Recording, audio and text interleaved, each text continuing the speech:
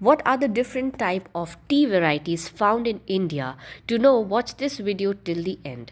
The number one on the list is Masala Chai.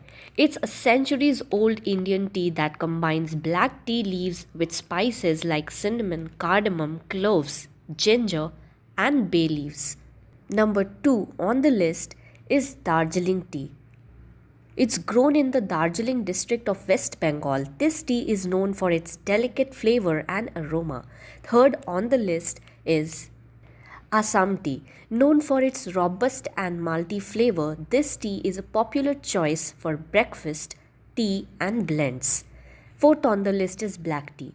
More oxidized than oolong, green, and white tea, this tea is generally stronger in flavor. Fifth on the list is green tea, made from the leaves of the Camellia sinensis plant, which is native to China and India. Sixth is Nilgiri tea, commonly known as Blue Mountain tea. This tea comes from the southern region of the Western Ghats. Seventh, we have white tea. The term white tea refers to thin silvery white hairs on the tea plant's unopened buds. The beverage itself is pale yellow, not white or colorless. Eighth on the list is oolong tea. Produced from semi-oxidized leaves, this tea is midway between green and black tea.